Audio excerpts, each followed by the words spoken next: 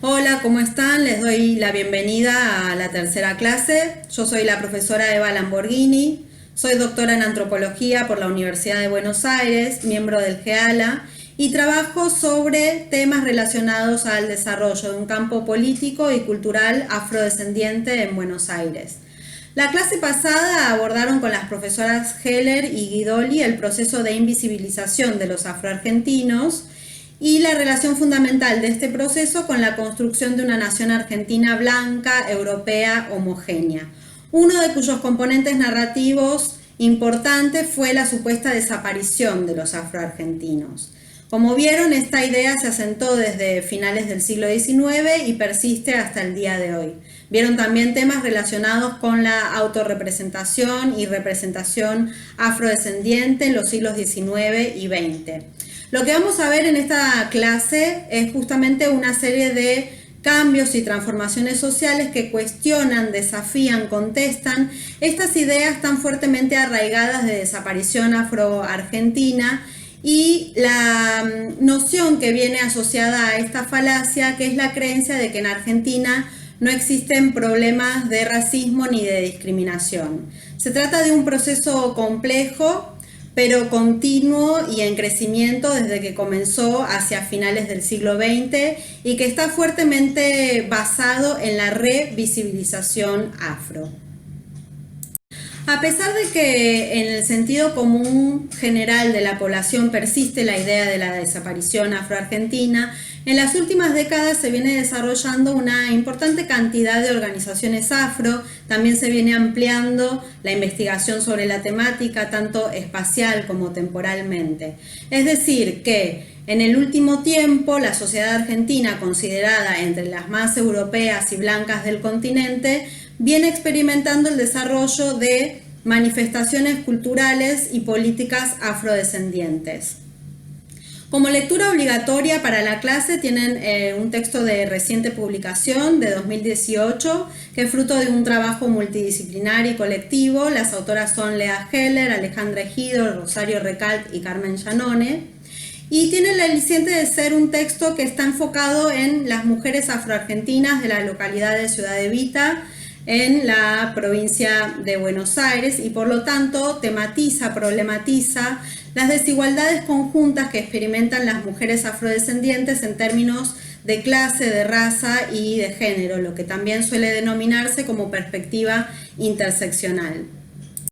Como van a poder notar en el texto, uno de los temas centrales gira en torno a la cuestión de la categoría censal afro, es decir, la pregunta contemporánea no solo por la cantidad de población afrodescendiente, sino también la necesidad de conocer sus condiciones de vida para poder contar con datos concretos en el diseño de políticas públicas para revertir las situaciones de desigualdad social, de discriminación y en definitiva el racismo estructural que también aparece conceptualizado en el texto.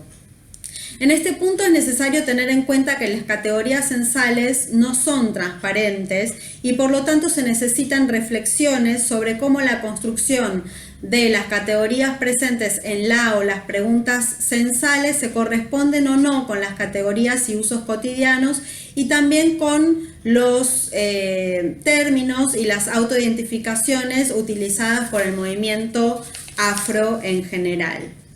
Todas estas cuestiones están presentes y tematizadas en el artículo, que también se nos presenta como un artículo que nos permite tirar de un hilo hacia atrás para poder conocer ciertos recorridos, ciertas trayectorias del movimiento social afrodescendiente local. Es decir, porque el tema de la clase tiene que ver justamente con la revisibilización afro de la mano del surgimiento de movimientos étnico-políticos afrodescendientes.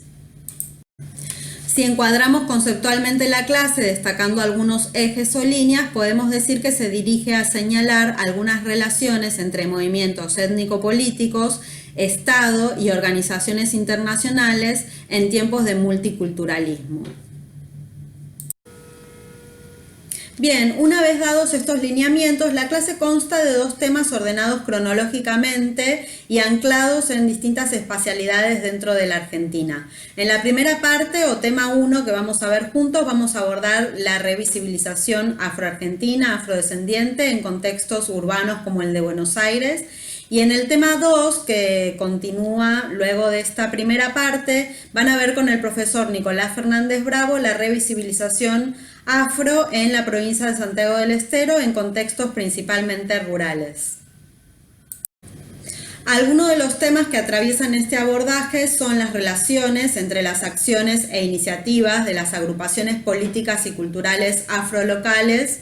con marcos regionales, globales, como el surgimiento de redes transnacionales de movimientos sociales de reivindicación afrodescendiente. Relacionado con esto, el papel y la participación de líderes y organizaciones políticas afroargentinas en torno a la Conferencia Mundial contra el Racismo de Durban de 2001, sus recomendaciones y los principales desarrollos y articulaciones posteriores, post-Durban. Como contexto tenemos el nuevo marco del multiculturalismo como paradigma que surge contrario a las ideas de homogeneización y asimilación estatal y las relaciones que dentro de este marco se establecen entre activismo afro, organismos estatales e internacionales.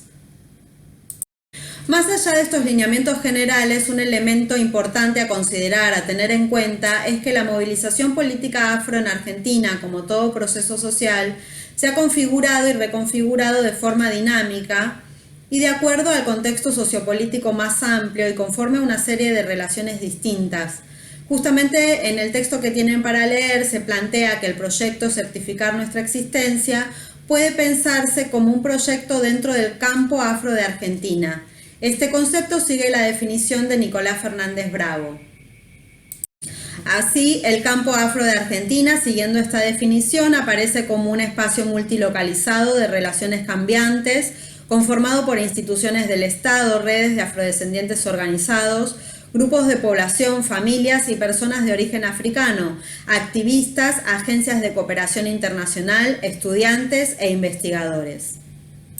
Como venimos argumentando desde el comienzo, a partir de 1990 y de acuerdo a una serie de cambios tanto locales como globales, la narrativa de la nación blanca, europea, homogénea comenzó a resquebrajarse y dar lugar a una nueva narrativa multiculturalista que abrió una serie de oportunidades políticas sumamente interesantes.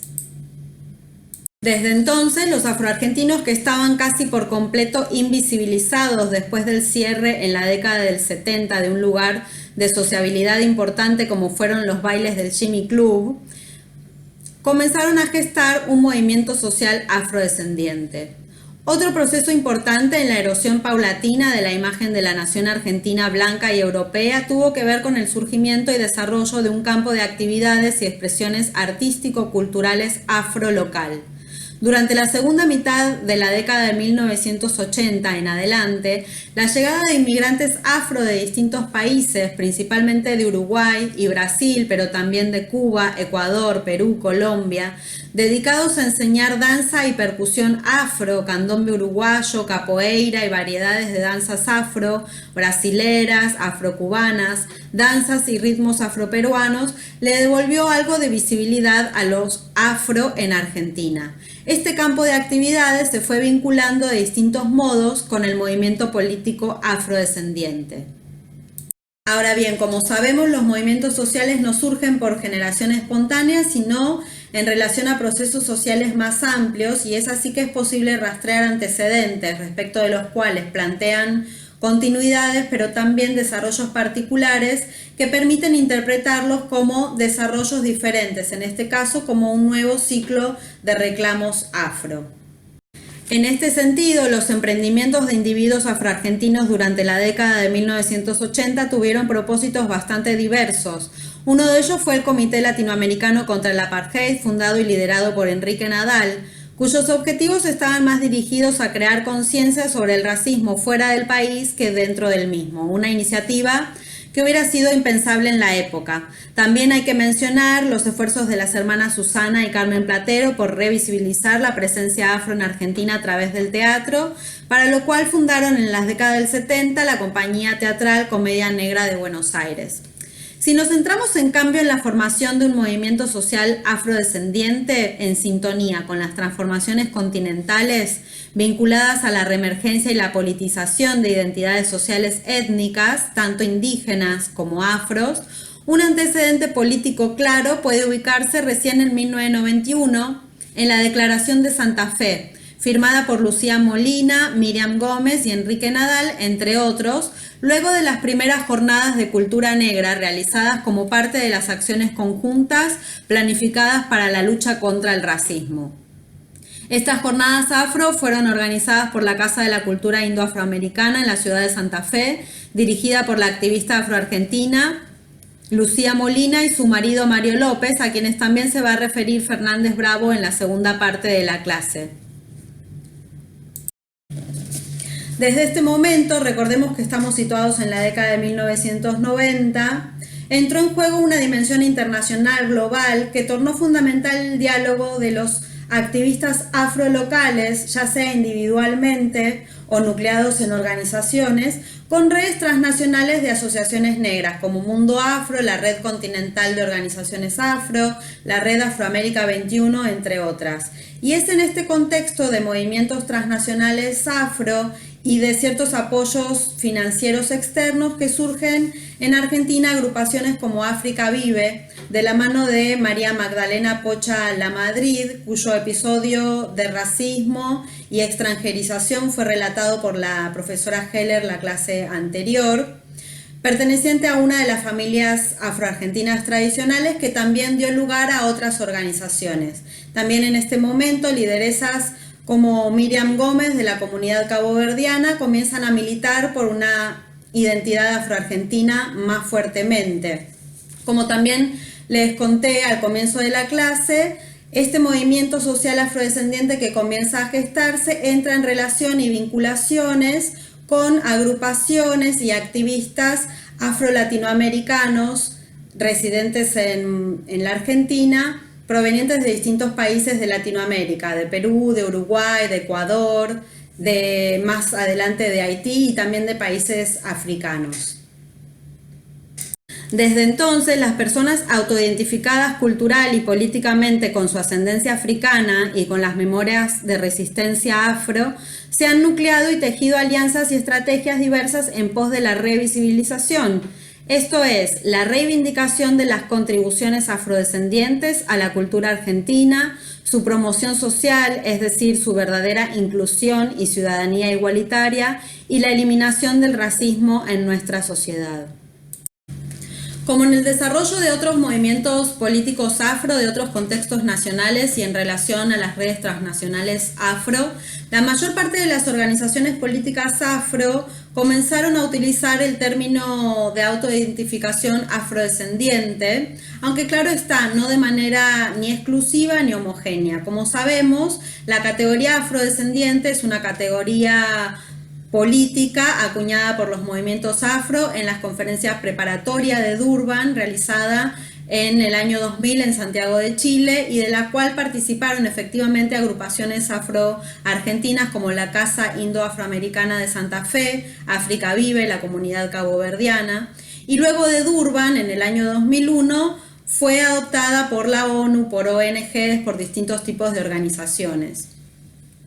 Desde Durban muchos han sido los desafíos atravesados por el movimiento político en y de Argentina, nucleados en distintas organizaciones que destacan ya sea un origen nacional, destacando por ejemplo la afroargentinidad, afroargentinos o afroargentinos del tronco colonial, afrobrasileros, afroecuatorianos, afrouruguayos, o más allá de esta pertenencia nacional como con la categoría afrodescendiente o de perteneciente a una diáspora africana local. A lo largo de estos años han llevado un sinnúmero de festivales culturales, jornadas, mesas redondas, charlas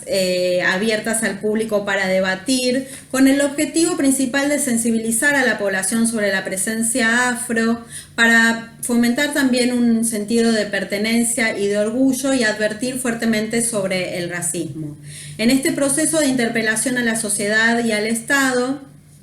En los últimos 5 años se viene discutiendo con mayor énfasis la posibilidad de diagramar, de implementar políticas públicas, acciones afirmativas para la población afrodescendiente y de este modo avanzar sobre el logro de una igualdad en términos socioeconómicos y justamente avanzar sobre una de las críticas principales que se le hace al multiculturalismo, que es la de quedarse limitado a la cuestión de la visibilización simbólica. Entonces, en particular, y acá van a poder hilar con uno de los temas planteados en el texto de lectura obligatoria, que tiene que ver con lo que puede trazarse en relación a la revisibilización que implica la inclusión de una pregunta sobre afrodescendencia en el Censo Nacional de Población. Tengamos en cuenta que Argentina es un país en donde la pregunta en los censos, siguiendo un criterio de origen étnico-racial, se abandonó a fines del siglo XIX, siguiendo las ideologías de blanqueamiento finiseculares. En esta materia hay un recorrido de más de 2 décadas de acciones colectivas del movimiento afro de Argentina, donde los activistas afroargentinos y afrodescendientes pasaron de la realización de un pequeño censo en la ciudad de Buenos Aires con el apoyo logístico de la Defensoría del Pueblo de la ciudad en el año 2000, a una prueba piloto para evaluar la posible inclusión de una pregunta sobre afrodescendencia en el siguiente censo nacional, esta vez con el apoyo del Banco Mundial en 2005, a la efectiva inclusión de dicha pregunta en el Censo Nacional de Población, Hogares y Viviendas, realizado en octubre del año 2010 con el apoyo del Instituto Nacional de Estadísticas y Censos, INDEC. Por las características de su alcance nacional y el criterio de autopercepción empleado por el INDEC, es posible afirmar que la inclusión de la variable de afrodescendencia fue un hito significativo en la historia de las reivindicaciones de las organizaciones afro, que lucharon incansablemente por colocar la problemática de la visibilización estadística como parte central de sus demandas. Sin embargo, por su metodología y por la falta de una campaña de sensibilización al respecto, sus resultados han sido cuestionados.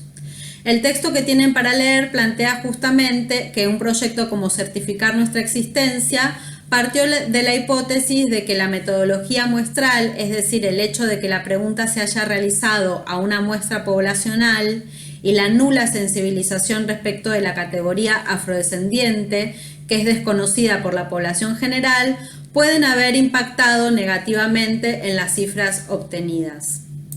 Es interesante de este modo tener en cuenta los alcances, pero también las limitaciones de las categorías censales afro en la actualidad y los desafíos que se plantean hacia el futuro. En este sentido, el texto seleccionado para la clase da cuenta de maneras creativas de combinar metodologías de investigación cuantitativa, como la realización de encuestas, la medición de variables, con metodologías cualitativas como la antropología y el arte, en este caso el teatro, y el potencial transformador y movilizador de las subjetividades que plantean las autoras. En el texto también pueden verse maneras en que las organizaciones afrolocales están articulando actualmente entre sí y con otro tipo de organizaciones. Gran parte del desafío tiene que ver con contar con herramientas más ricas para dialogar con el Estado en el reclamo de políticas públicas y acciones concretas en relación a las problemáticas que atraviesan los afrodescendientes en el país y de acuerdo a situaciones y contextos específicos.